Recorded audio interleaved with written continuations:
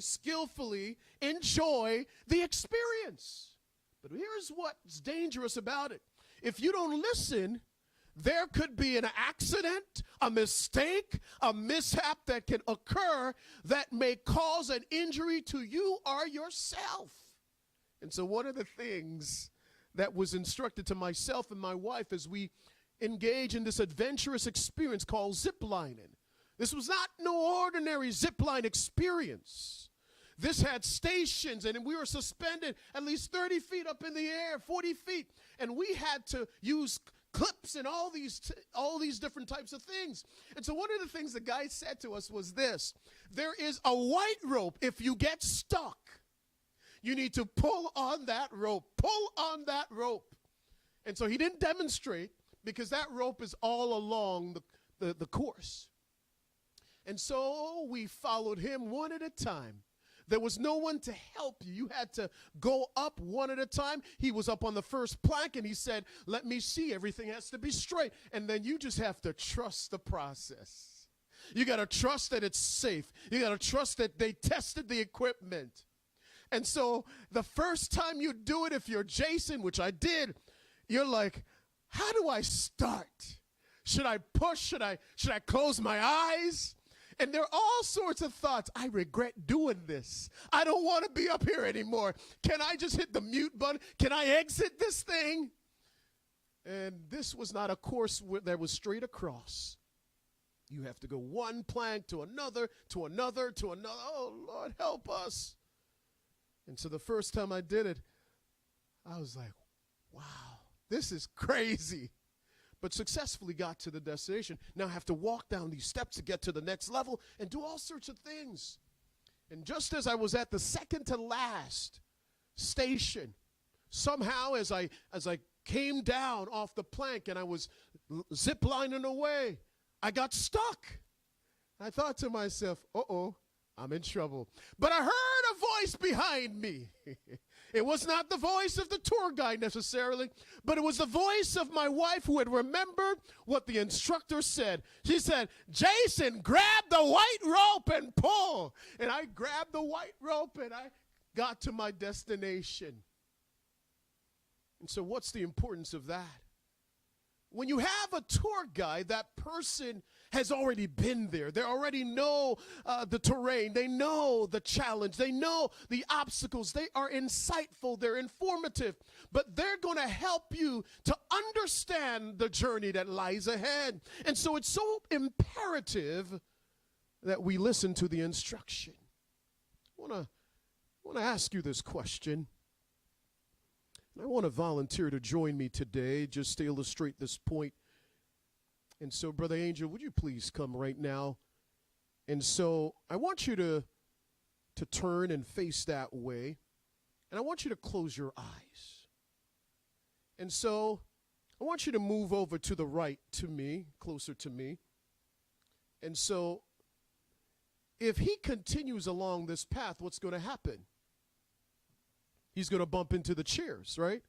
And so for him to successfully navigate this path, he has to do what? He has to trust me as I do what? Guide him. And so at some point, he has to let his guard down and trust. And for him to do that, a part of that trust, he has to embrace my hand. And then I have to instruct him what he should do. And I say, step over to the left 2 paces. Then I say to him, let's walk together, walk ahead. Then I said, you know what? Step over 2 paces again. Stop, step over 2 paces. Then I lead him on to the path that he needs to go. And so for him to do that, you can kindly have your seat. For him to do that, he has to do what? Talk back to me. He got to trust me that I know where I'm going. He has to trust me. He has to listen. And he has to do what? He has to follow the instructions. And so when we think of what we're going to unpack today, I shared with you modern experiences where you go different places. And you are led by someone. Someone's giving you information. But in the real world, there are people that God has placed in our path that is to guide us. Parents guide their children. You have insurance companies. They provide some level of insurance or guidance somewhat. You have financial planners. They're providing guidance. You have medical care practitioners, primary care physicians. They do what? Provide some guidance. Eat this, don't do this. And let me say this. They're giving you the best advice. But here's the truth. Sometimes they don't follow the advice. But we're not talking about that today. So God is providing us the way. And so when we look at this passage, verse 20, God is providing the children of Israel with their own tour guide. God is saying, I want you to be successful in life. This is not just going to watch some artifacts in a museum. This is real life. And so there is a journey that lies ahead. It's going to be a long journey, but there is a destination. But for you to safely get there, I am entrusting into your care. I'm providing this care and this guidance in the form of my angel. And so now I'm going to give you instructions. Your tour guide is going to lead you in the direction that I have promised that you will go. And so for you to go there or get there, you have to do what? Got to listen. Got to listen to the tour guide. So when we get into verse 20, we must understand there is this apprehension, there are these emotions, there are these feelings. I'm coming from one situation, I've been enslaved, I only know that life. And so now for them, I am supposed to trust God in his process. Is it easy? Absolutely. But God says, listen to me. Listen to me. Here's what verse 20 says.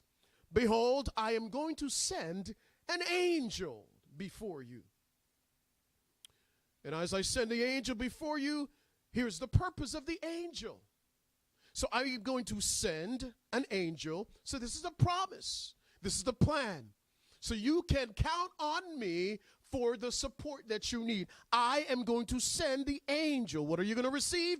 An angel. And I want you to think of the angel in the same manner that we look in the New Testament as the Holy Spirit.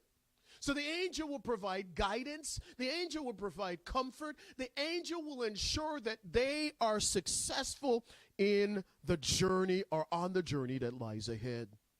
And so the angel goes what? Before you. The angel will do what? Keep and guard you. So the angel will sustain you and the angel will protect you. And so understand that the guidance you receive is for your protection. It is also for your welfare and well-being. How many like that so far? It makes sense. This is good.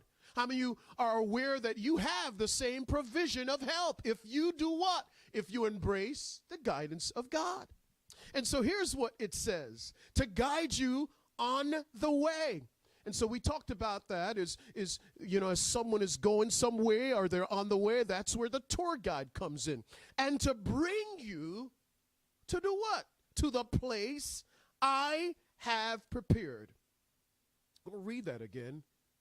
Behold, so listen up now. I am going to send. So you're going to receive a beautiful package in the form of an angel. And the angel will go before you. The angel will keep you. The angel will guard you. The angel will make sure that you are brought to that place that I've already prepared. So watch this. You don't have to do any work to prepare the place. Isn't it that what Jesus said? I've gone to prepare a place for you, that where I am, there you may be also. So God has already put a plan in the works. And he says, I have an angel. And the angel goes before you. You're not supposed to go ahead of the angel. Follow the instructions. So how can a tour guide be a tour guide if the people that they're touring or leading are in the front of them? The tour guide is not supposed to necessarily just exclusively be in the back of you. It's possible, but the tour guide will go in front of them and say, follow me. But this is a unique situation that God is setting them up with. The tour guide, the angel, will be in front of them and behind them to guide and to protect them. So this is an unusual and a peculiar but a unique setup that God does. It's beautiful. Here's what verse 21 says. Be on your guard. Be on your guard before him. So watch this. It's the angel is going to keep you. The angel is going to protect or guard you. But then the instruction is given by God. Be on your guard before him. In other words, be attentive. Be alert. Be vigilant. Stay in position with the angel. Stay close to the angel. Be there. In other words, don't linger back. Have you ever seen this? There's a group of kids or people that are on a trip, and then some people are so far behind. Because what? They get caught up and they're distracted in their own conversations, and then all of a sudden they look and everyone's what? Gone. And they're looking for someone. Where are they? And so they look and they're frantic to find out what happened. Where did they go? How many of you have ever been there before? Got lost. And imagine if you are a young child. Oh boy. And you are in a place that you've never been before.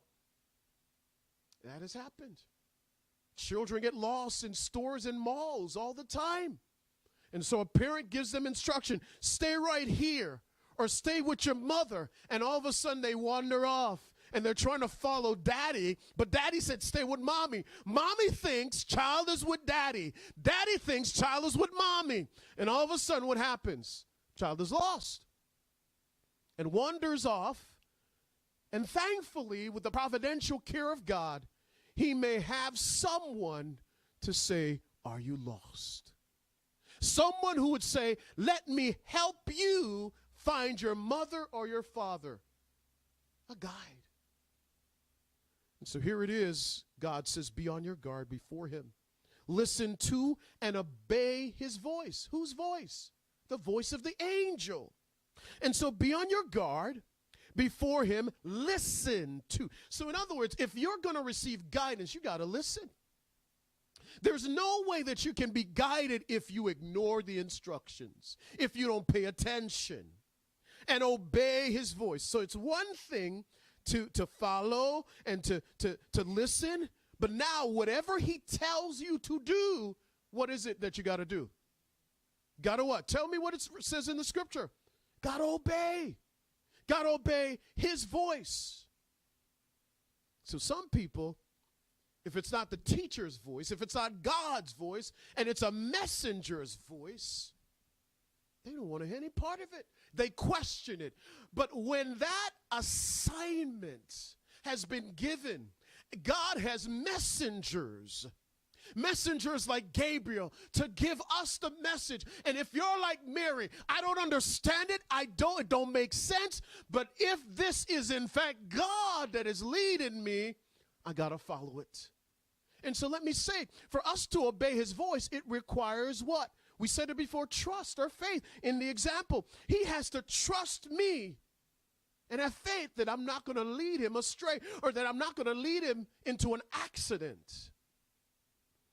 So we got to listen and now obey the voice of the angel. Do not what? Be rebellious. In other words, be on your best behavior. There's some individuals, I think of a classroom. When the teacher leaves the classroom, everyone starts to get up out their seat and misbehave. And sometimes when there's a substitute teacher, it's as if to say everyone forgets decorum. Everyone forgets the method and the approach, the system, how we do it, the class rules. And so it's different. And so they think of it, substitute, free day. We get a break today. But those disciplined students who understand that whether the substitute teacher is there or the lead teacher or the normal teacher is there, they understand that they have been taught.